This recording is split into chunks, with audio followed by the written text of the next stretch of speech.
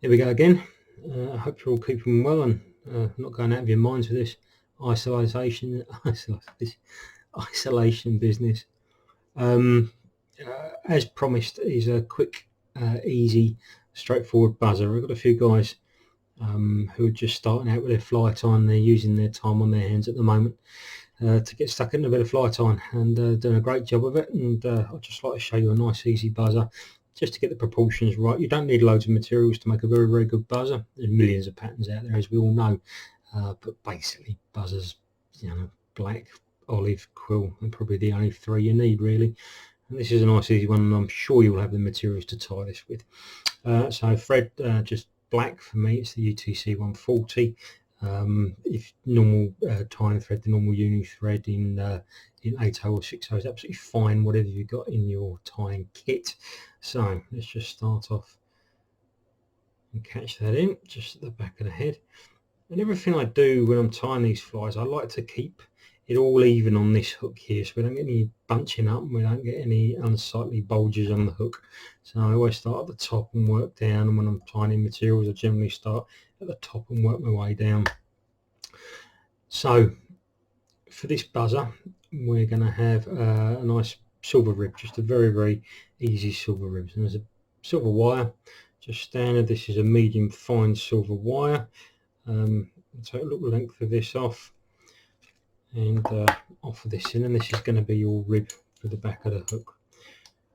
So as I said, to avoid any bulking, unnecessary bulking, we're actually going to catch that in right back up here, not right at the top of the hook, but sort of 2/3 of the way up, just where that thorax is going to start. So I'll call that in, and now we're just going to work that all the way back down the body and just down to behind just where the bend of the hook starts. Okay, so that's caught in now, that's caught in there nicely.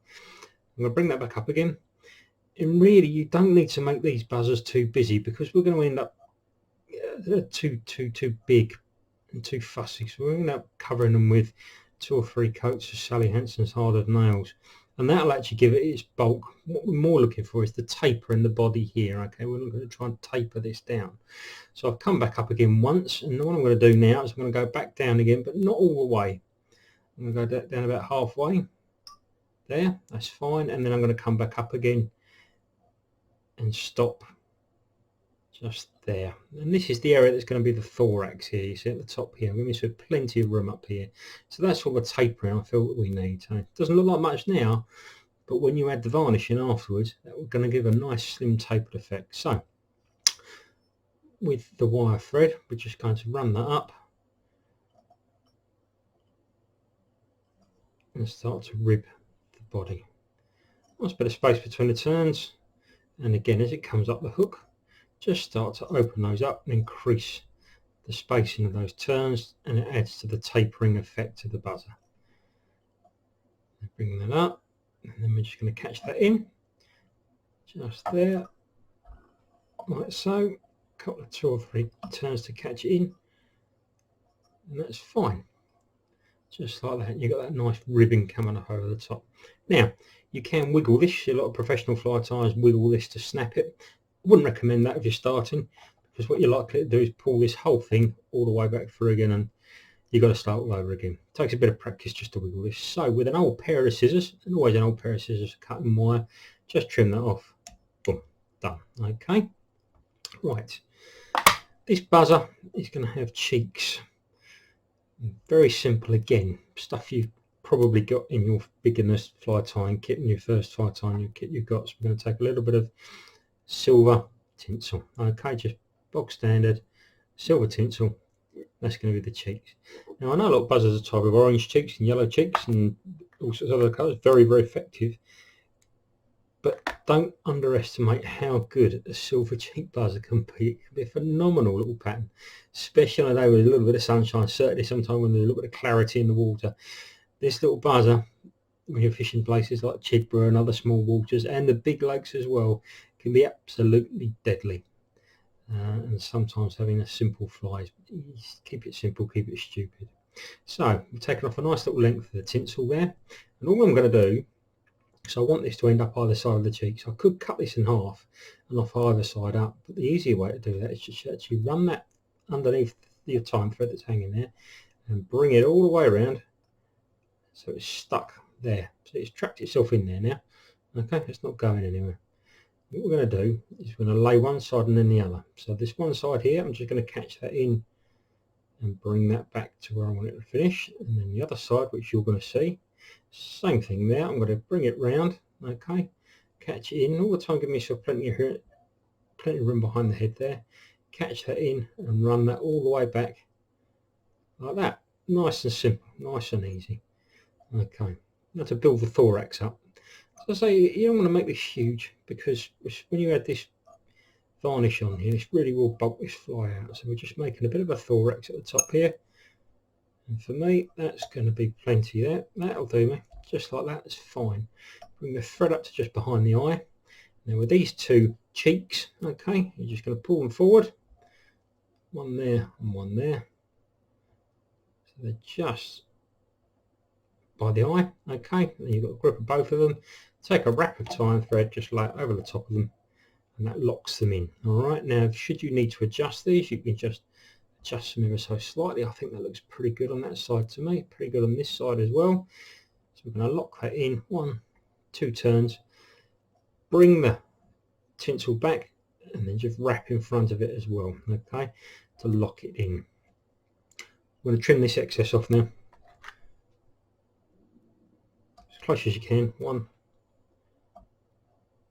2, and then just use your time thread just to finish that off, and just to catch in any little mess there.